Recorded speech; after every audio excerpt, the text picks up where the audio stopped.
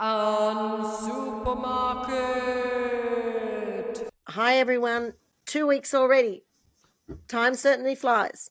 Yep, sure does, Leigh. When I looked in my fridge, it was really bare, and I thought, time for box divvy pickup day. Yay! I tell you what isn't bare, Jane, our email inbox. Thank you to everyone who wrote in this week. A lot of great input and questions. We will get to them all. So thank you and keep them coming. We had quite a few people, Jane, asking about the best way for storing fresh produce. Oh, that's a great topic, Leigh. So, what do we do with fruit and veg? I think it's really important. And I think the other thing that to know is that when we pick it, it's still breathing.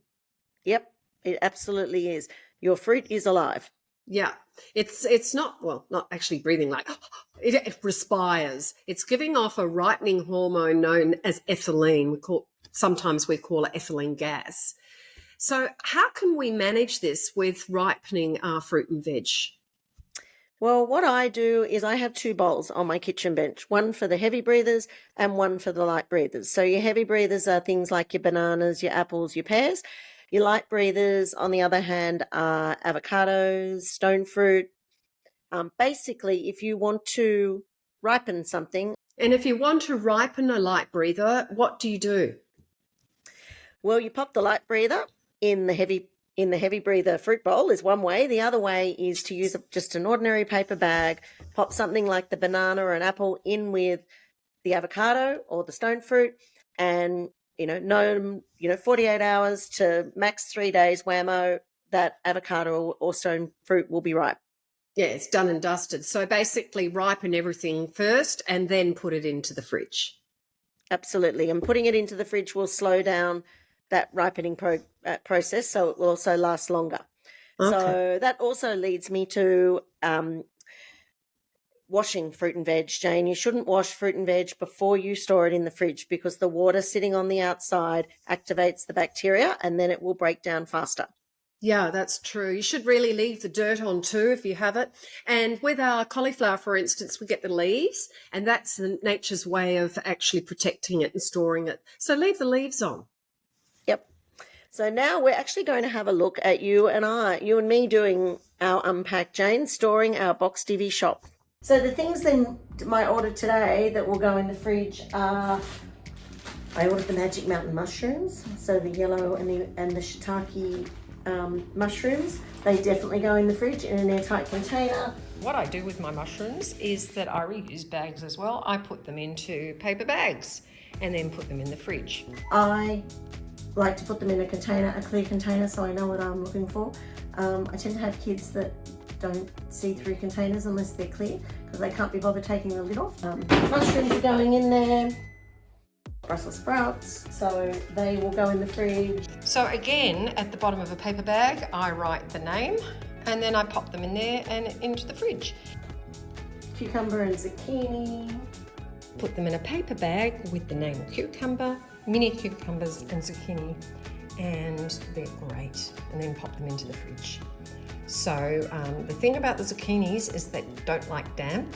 So quite often I will wrap them in a paper towel and pop them into the paper bag and then just change the towel every 3 or 4 days. And I've got some carrots. Do not like to be dried out. So if you throw them in the bottom of the crisper, they'll all get thin and soft. They love water. So you can actually put them into water and cover the carrot over.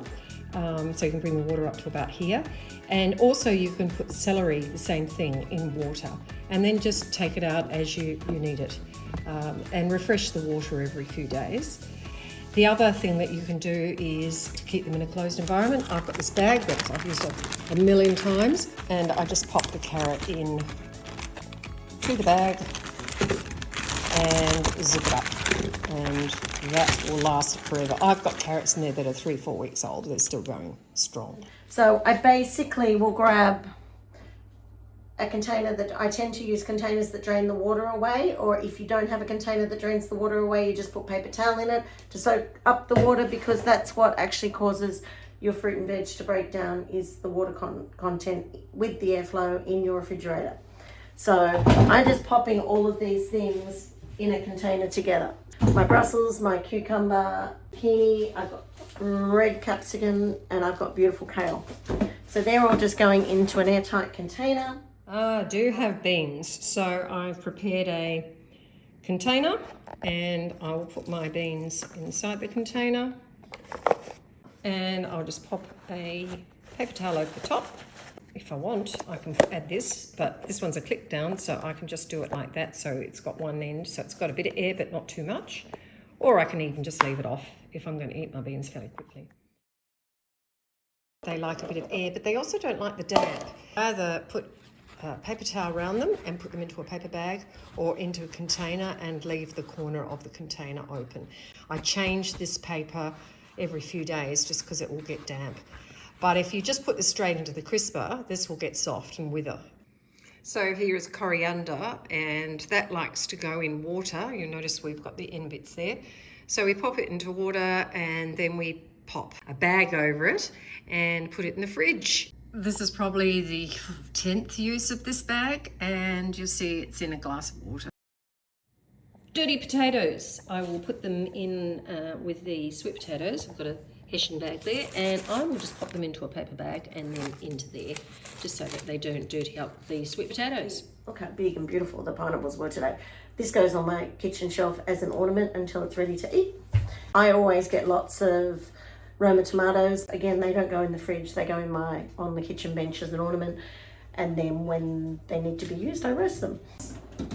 This is my drawer for everything that I need to use up in the next 48 hours, and my avocados that are soft from the fruit bowl are already in here, and I've got a few tomatoes and pumpkin left over from last week to use.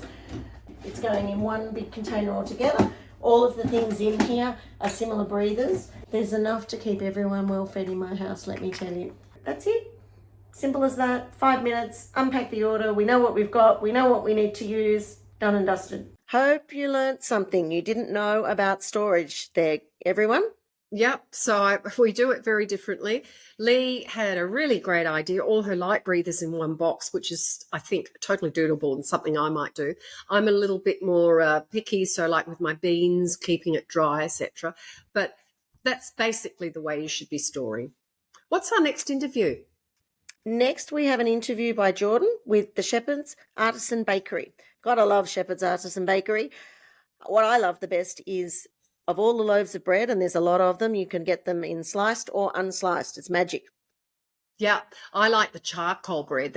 I love having that with breakfast. It's really, really yummy. Yum.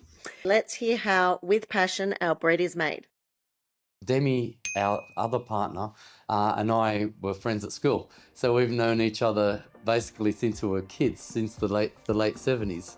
We're kind of showing our age now, but it all hatched as all good business ideas do on a fishing trip. We sat down. We were both in the corporate world, so we both had finance, marketing, general management background. And over the trip, we were at a crossroad, and we were starting to talk about our next career moves. A matter of weeks later, Demi rings me up and says, "I've quit work, and I'm going to start a bread run." And I'm like, what the heck are you doing? Where did that come from? And Demi, being Demi, did that. He followed through and he bought a little truck and started a wholesale run. And that's kind of where it initiated. And then I left my work a few months later to jump on board. But the key aspect of that was we needed to grow by being able to produce the products rather than just buy and sell. But neither of us had a clue on how to bake until we met this genius here through one of our bread runs in the Blue Mountains. Like when I started baking in Australia, and I was a pretty good pastry chef and baker, it was very boring. It was just like we're putting fresh yeast into flour. We're making fresh yeasted breads And in tins, premixes. in tins. Yeah. Then I went to the Italian side of it, and we were making burger doughs, and we'd make up alligators and we'd bake them off, and it was really good. It was like really artistic. Being an Australian, it was changing the way I look at culture, you know, and loving the difference of what's coming to Australia, given that we are culturally enriched as a nation now. I remember the first time I met Mick at the bakery in Katoomba.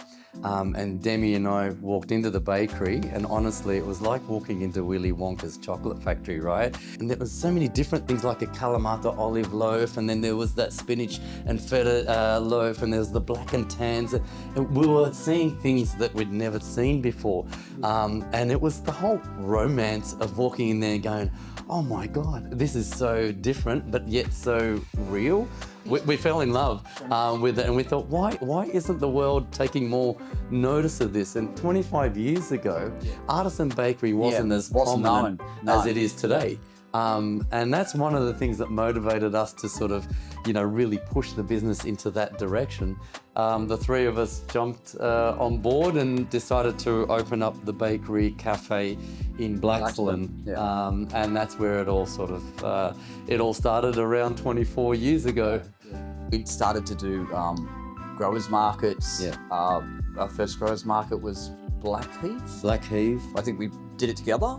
Very first one. I'm very surprised in the first hour and a half we'd sold out of bread. So we realised how popular we started to become. And the beauty of sourdough bread is because there's no preservatives, no additives, there's nothing artificial inside the sourdough bread, and yet it lasts longer, it preserves naturally longer. It was not that assembly line, the big bulky assembly line tinned sort of manufacturing that we see at our supermarkets. This was something that required a bit of care and a little bit of skill, a lot of skill. Traditionally, sourdough bakeries bake on stone. And I'd been baking on stone for a long time, and I thought, you know what? I'm gonna go for rack up. I'm gonna do it in wraps. And the beauty of our bread, opposed to other breads that are stone baked, is our bread retains its integrity and its moisture for at least 3, 4, maybe 5 days longer than what a stone bread product is. We're not taking as much moisture out of the loaf, because we're not searing the bread bang onto a stone. We go through about 30 tonne of flour a week. That's our number one component product. And we've had a relationship with Sarah Fernie. They're based in Dubbo. They're based in Dubbo. I've done trips up there, so I've flown up there, I've looked at their mills, I've driven their farming equipment around. We've allied with the big boys, the Goodman Fielders, or, they're the big players here. We've got a small to medium-sized mill. We'll try and source as much as possible locally. So we actually go directly to the farmers or producers, and that's why the growers markets was so brilliant for us. It allowed us to connect to a lot of the local growers and farmers. It was our best market research as our customers, because you're talking directly to them. And we saw a trend in, I guess more diet-specific requirements. So people had allergies and intolerances. But in terms of gluten, for example, we do a spelt bread, and spelt is usually lower in gluten in any case. So the grain itself is lower in gluten and lower GI. It's an ancient grain. It's the first of all the grains, because it hasn't been modified or played around with. It's just the pure grain. Just so you know, we've separated our gluten-free environment to our gluten environment. We're sitting upstairs at the moment where all our gluten-free products are done. And so for us, the demand wasn't just the 1% of people diagnosed as celiac, but it's actually a much bigger number than that because of the, I guess, the decision or the choice to actually go gluten-free. So currently I'm working with a food scientist once a month, 2-3 days a week. We're re-engineering a lot of the way we do our gluten-free. And we'll probably be launching some new products within the next. Stay tuned. We are also looking at a new barley loaf, which will be it will have a 15 to 25% barley concentrate in it, so it's proper barley with kibble, and that will be a high fibre, even yet again a high fibre loaf. During COVID, baking actually became one of the most common hobbies. Do you have any tips? We've got a lot of people asking us during COVID. It's very hard to get flavour from your leaven if it hasn't had a real long time spanned. You'd started either on apple skins or you'd started on potato skins. you'd feed it quite regularly every day for at least a week, an intense week. And the key is not to put too much, and what a lot of people tend to do, they make the leaven too wet. You want your starter or your leaven to be at a really good viscosity, and that's a batter viscosity, not a wet viscosity. It's not until you're actually in the business that you realise how many different aspects and facets of that business need to be coordinated and managed. Yeah. It's a beast. You know, one day we can be, Jackson accountant, so it's been fantastic to have that kind of... And Demi as well, and I've had these guys helping me, so I know a little bit of accounts. It's been fed to me. Then on the opposite, I've taught these guys how to bake, make. Yes. You know, because we could have 5,000 pies on the table and 4 people were short. So you're coming out of the director's office and you're going to get down on that table and you're going to start pinching pies. You know, right? Because you have to. We don't have you the do what depth. it takes. That's our motto. These guys are like my brother, and we're brothers to each other. Spending 25 years through getting through the worst of the worst situations together, and enjoying the best of the best as well. I'll be good at one thing, and he'll complement my weakness, and the same with Demi. So for me, it's growing as mates and in fact like brothers has made it all the more worthwhile getting to the point we are today. And that's just as important as the financial success of the business. I think that's critical. When you start a business, I always say, if you do something you love, it's never hard to do. It's kind of like raising a child in a sense. So this business has been kind of like our child, and we're kind of like quasi-parents to the business, but we've grown in that relationship between each other that I think is going to be life-lasting.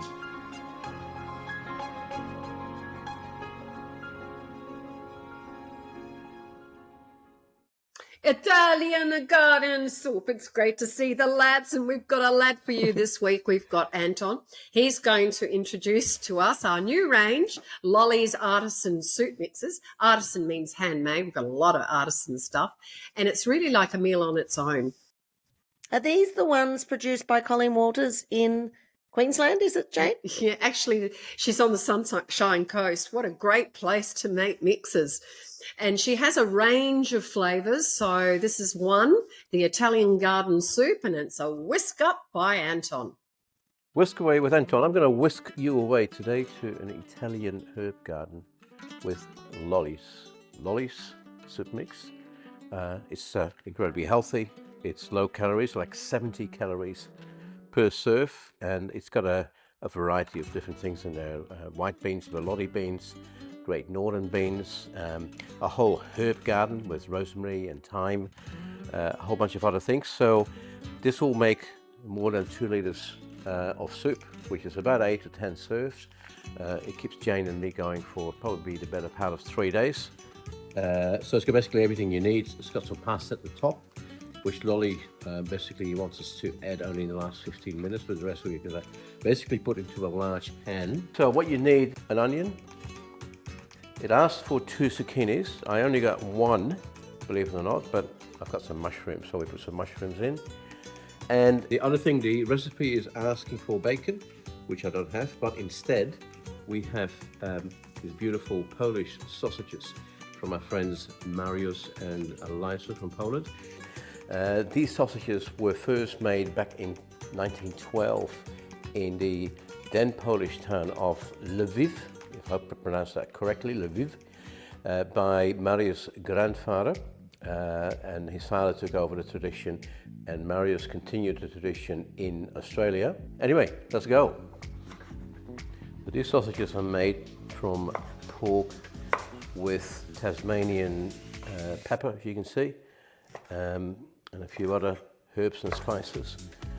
They've been smoked in a traditional way and cured, and they in fact last in your fridge for like up to 3 or 4 weeks. They'll probably improve in flavour whilst they do that. Should do the trick. Then we've got the mushrooms.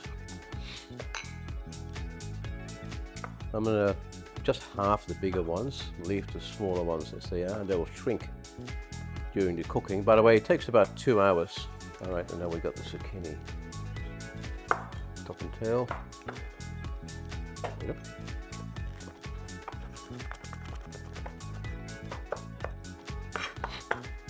Add this to the mushrooms. Okay, all set.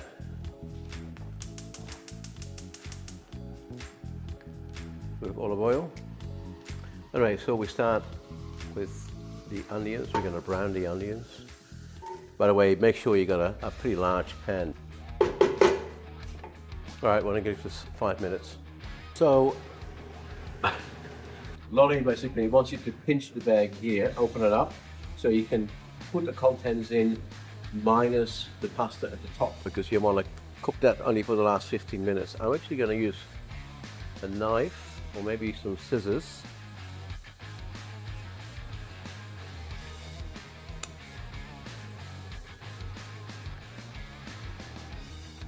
There we go. So we're going to try, it's almost like separating an egg yolk from the egg white. So we're going to put everything else in.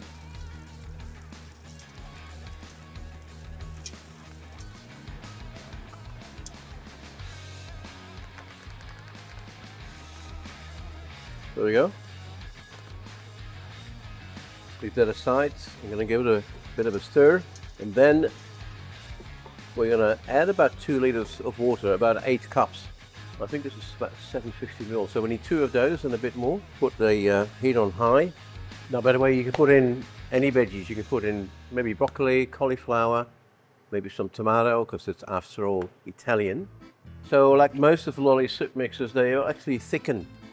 If you leave it for a day or 2, the taste gets even more intense, and you might have to add a bit of water just to give it some liquid feel.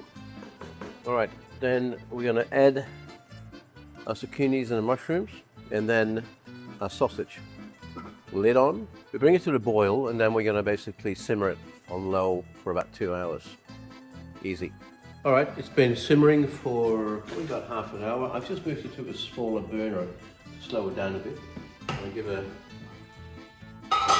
bit of a stir just to make sure that the beans don't get stuck to the bottom of the pan. So maybe every 15-20 minutes, give it a bit of a whir. By the way, you can do this in the slow cooker, where it will take between 6 or 8 hours. And by the way, the smell is incredible, like an Italian herb garden.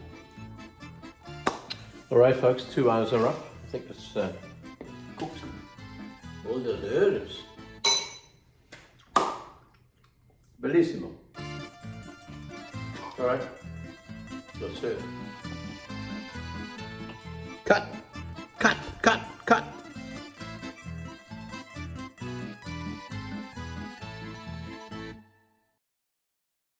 All right, folks. Well, great to have you along this week. Thank you for listening. Don't forget to like and subscribe for the Unsupermarket podcast. Yep. Write to us if you'd like to cover a topic of interest, or if you would like to be involved maybe in an interview and you've got something on health or cooking that you'd love to share. Write to us at hello@unsupermarket.au. And remember, at Box Divvy, we Unsupermarket.